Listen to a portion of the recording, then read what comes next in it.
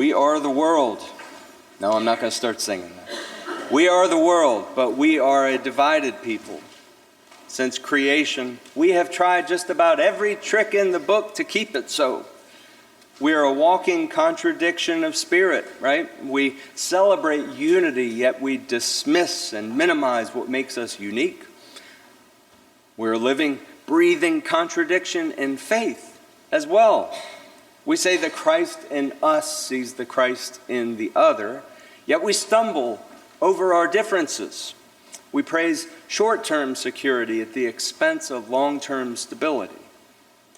We're okay, too, with God testing our boundaries within the walls of a church, but many people tuck those away as nothing more than self-help sayings discussed in polite company. Some people even leave their faith at the door, but that's so they know where it is in case of emergency. I've struggled to pick up the torch too. You're not alone. But we are all commissioned to preach the gospel to the world. We're called to serve all, including those less fortunate. We are called to forgive. But more than any of that, we are called to serve God first. No matter our makeup, no matter our station or our situation. So here's a simple exercise, going back to the gospel reading. How many of you immediately identified with Lazarus? Probably not too many of us. For me, I spotted my own privilege in the rich man. He wears purple linen and pigs out every day. I mean, that sounds awesome. Maybe purple wouldn't be good for some, but I digress. But there is one small catch, though, in being the rich man. It comes at the expense of others. I think most of us settled quickly into hearing this parable on the sidelines. We were a neutral observer. Some might call it detaching with love. But I call it detaching with something other than love. We aren't comfortable in the fine clothes of the rich man, yet we safely distance ourselves from Lazarus. One is to show we don't care, and the other one is to show we do. We are always somewhere between what we want and what God needs. But I would guess that every single one of us can think of a time in their lives when we felt the proverbial dogs tending our sores.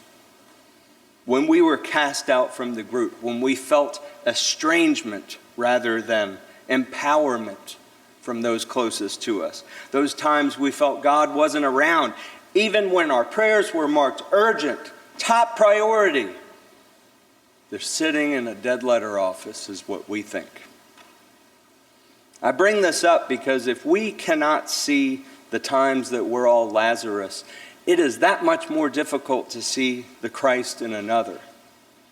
And if we find that difficult, imagine how much harder it is to place yourself in your enemy's shoes or in the struggle of the poor, to make a connection with the young terrorist, the guy screaming to himself on the corner,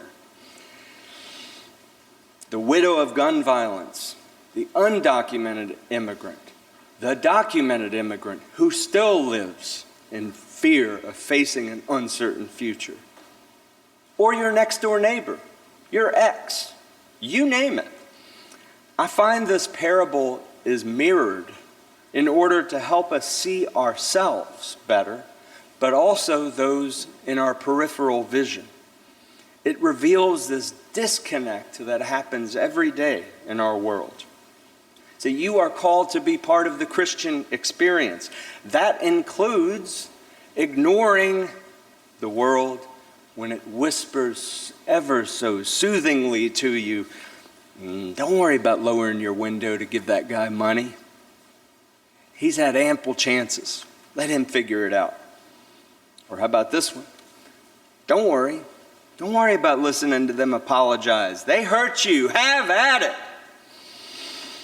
Stop in those times and look in the mirror and ask yourself, Am I lifted up because I'm choosing to be closer to God? Don't be surprised if sometimes you hear, no.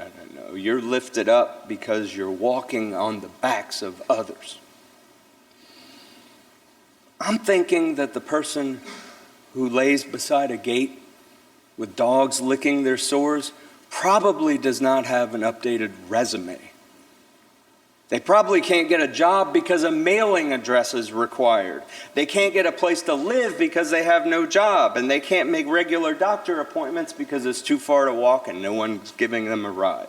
Oh, and they're also a different race, a different gender from you, and they watch that other news network.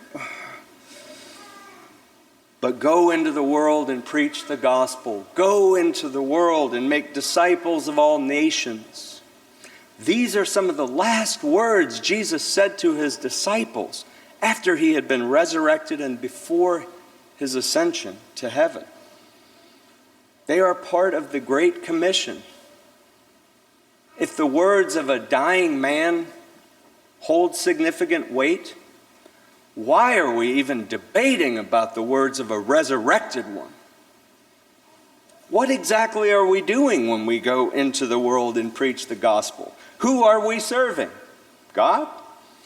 Or are we going out into our world to preach our gospel? So my suggestion is don't detach yourself from parables like this. When we do, we put distance between us and God. For Jesus is not telling this parable to chide us. He's reminding us of the divisions we make, the ones we make in this world that are not what comes next. What comes next is watching the person you wouldn't forgive being greeted by a welcoming committee of saints. What comes next is healing for the world we couldn't protect because we're so involved with our own stuff, our own comfort, our own progress, that we were blind to the plight of creation through the blight of our greed, the blight of our ego. Coming next is a world that no government or ruling party even understands. Whoa. This parable is a reminder of the need to act on behalf of the suffering servant now, in a world that laughs at the outstretched hand, lifts up the bully, a world that ignores the lonely and forgotten and insults the injured, that targets the immigrant, that praises the likes and the shares of all those hates and sorrows that are spread on social media, and a world that dismisses the disempowered, the disenchanted, because lacking power makes you weak. Really? That's not the world God created. And maybe that's not the world that will respond positively to the gospel. But it's the world we have. And we are the team. All of us. And we have the unwavering and support and love of God. So you might as well take a chance. Might as well take a chance and start today from that place of understanding. Start with honesty to yourself and to God. Amen.